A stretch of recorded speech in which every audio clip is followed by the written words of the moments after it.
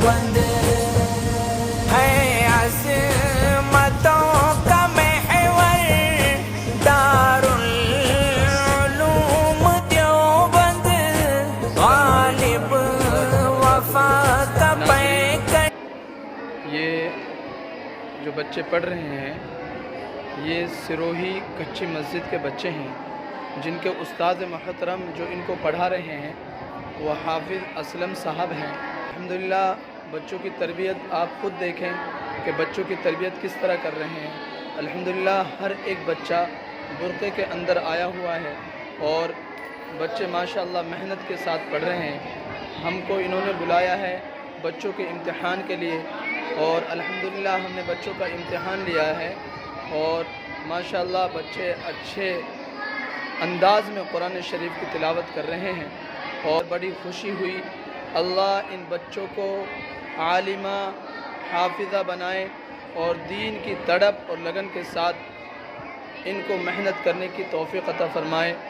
اور میں ان کے استاد محترم سے جی حافظ اسلم صاحب آپ کے پاس کتنے بچے آتے ہیں پڑھنے کے لیے؟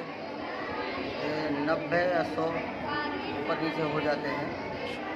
تو میں نے بچوں کو جیسے دیکھا ہے کہ ماشاءاللہ سارے بچے برقعے کے اندر ہیں، تو اسی طرح اسی لباس میں آتے ہیں بچے؟ اسی طریقہ سے آتے ہیں۔ ایسا تو نہیں ہے ہماری وجہ سے آپ نے ان بچوں کو برقع کی تیاری کرائی ہو؟ چھوٹے بچے ہیں وہ برقعے بغیر بھی آ جاتے ہیں۔ ماشاءاللہ آپ کی محنت کو دیکھ کر بڑی خوشی ہوئی ہے۔ شریف میں بھی ماشاءاللہ کافی تعداد میں بچے ہیں، کچھ 30 بچے ہیں۔ بڑی خوشی ہوئی آپ کے بچوں کو دیکھ کر، آپ کے بچوں کا امتحان لیا اور آپ اسی طرح محنت کرتے رہیں اللہ کی رضا کے لیے۔ اللہ تبارک و تعالیٰ آپ کی محنت کو قبول فرمائے۔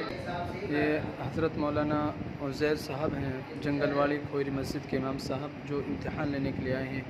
میں ان سے معلوم کرتا ہوں کہ آپ نے بچوں کا امتحان لیا اور قرآن شریف والے بچوں کا آپ نے امتحان لیا ہے، تو بچوں کو کیسے پایا ہے؟